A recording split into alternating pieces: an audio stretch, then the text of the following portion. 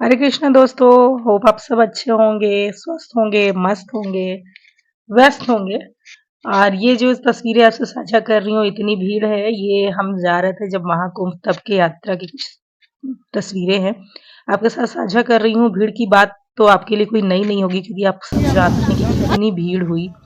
और ये हम पहुंच चुके थे प्रयागराज जंक्शन से थोड़ा पीछे, शायद ये नैनी जंक्शन था।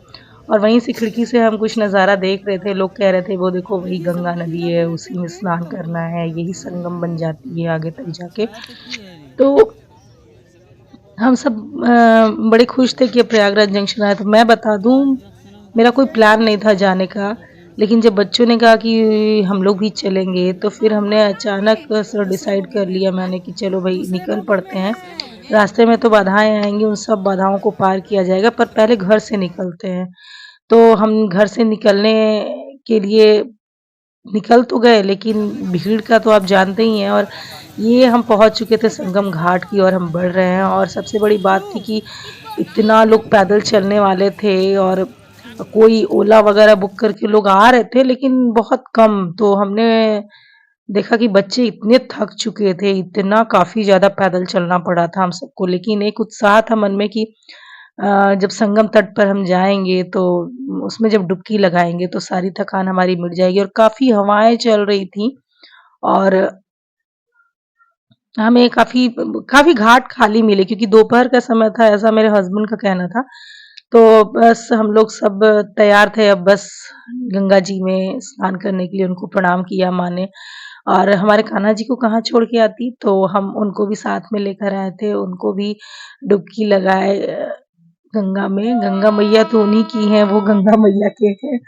पर एक होता है ना, मानवीय संकल्पनाएं हैं हमारी, बस कि हमारे हैं कान्हा जी, तो उनको जब हम डुबकी लगा रहे थे उनको भी लगवा रहे। तो 144 साल बाद का ये संयोग। लोगों ने पूछा कि भाई, ट्रेन में महाशय पूछने लगे कि 144 साल के बाद क्यों लग रहा है, बताओ। तो हमारे साथ बच्चे थे, भाभी के बच्चे ने बताया कि हाँ मुझे पता है कि क्यों लग रहा है, क्योंकि जब कर में है, बृहस्पति वृषभ राशि में और सूर्य मकर में है, तो प्रयागराज में महाकुंभ लगता है, और इसीलिए ये लगा है। तो 144 साल बाद का संयोग है। 12 वर्ष के बाद आयोजित होने वाले कुंभ को पूर्ण कुंभ कहते हैं, और 12 पूर्ण कुंभों के बाद ये महाकुंभ आया है। तो बड़ा वो व्यक्ति जो थे वो खुश हुए कि हाँ बच्चा बहुत जानता है।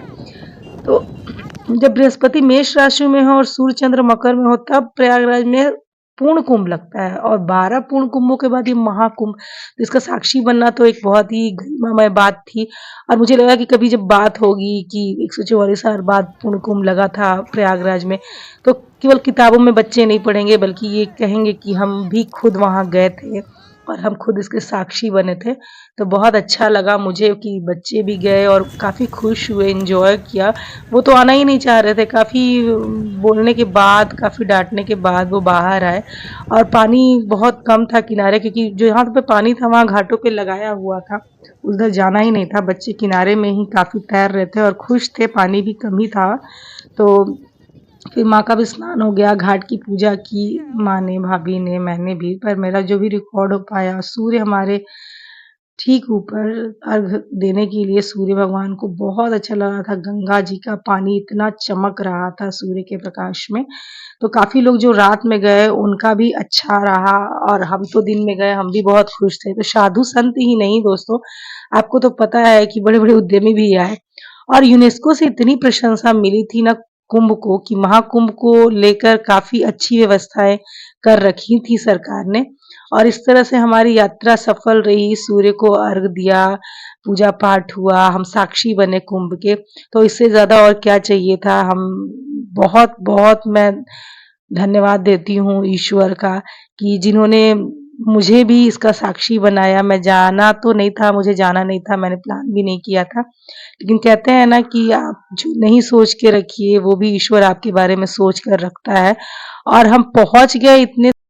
कहा गया है कि माघ मकरगत रवि जब होई, तीरथ पति आव सब कोई।